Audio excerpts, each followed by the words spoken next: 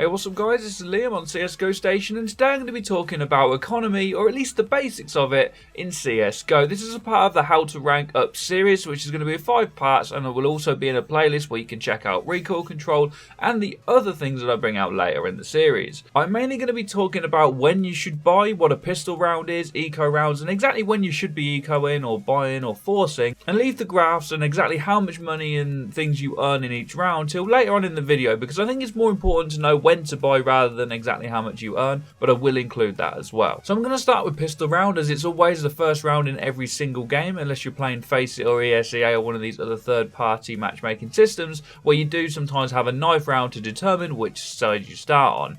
But I'm going to talk about pistol rounds because when you start the game, you've only got $800 each person on each team. Whether you're starting T or CT doesn't really matter at this point. The first thing you want to know is to figure out exactly what you should be buying in pistol round. For a lot of people, it's a good idea to take armor, but sometimes you want to have someone taking a defuse kit or maybe even a grenade. It's all situational, and it all depends on if you're playing in a team and if you're playing with random people that you've met online. As always, Counter-Strike is a lot more fun and definitely a lot easier if you play with people you know, so that you can communicate, and then people won't get so salty when you do something that they disagree with. Pistol rounds are fairly straightforward. You may want a smoke grenade or a frag grenade if you're on CT, maybe even an incend if you know that they're going to rush, if you really feel like they're going to rush a certain site, so that you can incend the enemy team off. Apart from that, pistol round is pretty straightforward. A lot of it's personal preference, and also depending on your team. It's definitely something you want to discuss with them before starting the round. Now, the second round is a little bit more important. If you have won the first round, on the second round you may have enough money to buy an assault rifle, but at this point what is actually a better idea is to buy an SMG or a shotgun, and the reason is you get a lot more money. I'll show some of these examples on screen as I'm talking about them, but you get $900 for every shotgun kill you get, and for SMGs you get $600 for every gun, apart from the P90, which is $300. This is why you're better off not buying an assault rifle, because an assault rifle for starters will be very expensive to buy in round 2, and you probably won't be able to afford it, and if you do and you die with it, or you even get a couple of kills, you're losing out on a lot of potential money for later rounds. And the enemies at this point, which is what I'll talk about in a second, at the most are going to have maybe a scout or maybe an SMG and a few pistols, and that is if they decide to force buy. So if you did lose that initial pistol round and you're really struggling, and you know the enemy team are going to have grenades, you know they're going to have at least SMGs if not shotguns and maybe an AR, you know that you've probably not got enough money, and after the first round the most money anyone's going to have, unless they get a knife kill for $1,500, is around $2,000. So you could probably buy a grenade, you could probably buy a pistol and some armor. But apart from that, you're not going to get a lot out of it. And this is called a force if you do decide to buy in these rounds.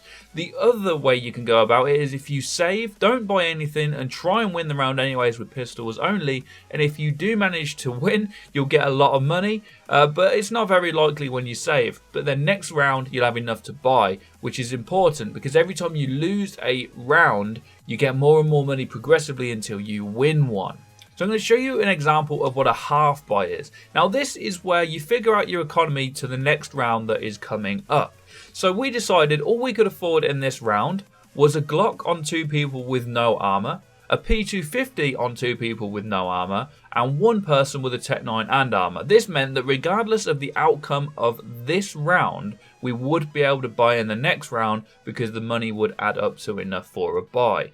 Fortunately, this is why save rounds are very good as well, is that this half buy actually managed to get us the win. Sometimes you can really catch an enemy off guard if they're not expecting 5 people to swarm out of one place at one time.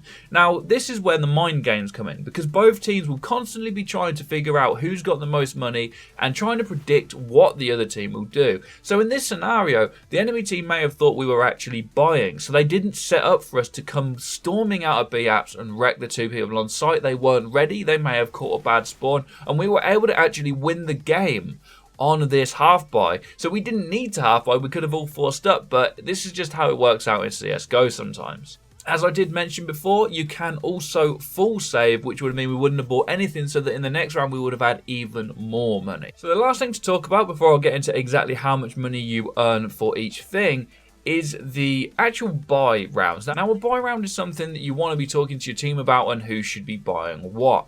If you're past the very low levels in the game, you never want to be having 5 people using an AWP on your team, and there are multiple reasons for this. If you all buy an AWP, for example, your eco will be really messed up. If you get one guy buying an AWP and all of the rest of your team have AKs and some equipment and you lose the round, the chances are you could probably still buy at least for one more round. But if you've got 3 or 4 AWPs, it's just not going to happen. You're going to be constantly saving, and to be honest, although everyone thinks the AWP is the go-to weapon and the best thing to have, it really is never a good idea to have more than 2 people in a lot of situations using an AWP. So the last thing I want to talk about is exactly how much money you earn for each kill and how much you earn for losing a round. If you kill an enemy player, it's generally $300, but it does change depending on the gun. Knives will earn you $1,500 in competitive, whereas most pistols will earn you $300, but the CZ is only $100. The SMGs I mentioned earlier are actually $600 per kill, but only $300 for the P90. Rifles are all $300 including the Scout, but the exception is the AWP, which only earns you $100, and grenades all earn you $300. If you lose a round, you're going to earn $1,400. If you lose 2 rounds in a row, it's $1,900. 3 rounds is $2,400. 4, $2,900, and 5 rounds in a row is $3,400. Now the important thing about this is that if you are T-side is always to try and get the bomb down, because that extra $800 will always help you out. If you win by a bomb detonation, you're going to earn $3,500. There is some rescue statistics in here as well, but no one really plays it. They are up on screen. If you defuse the bomb, you also get $3,500. If you win by time, it's $3,250. And if you win by team elimination or bomb defusal, it's $3,250. So that's about everything in the video. Just make sure you're coordinating with your team and when you should not buy. I hope this helped. If it did, do be sure to subscribe and let me know in the comments if I missed anything. Have a great day as always, guys. Take care and peace, people.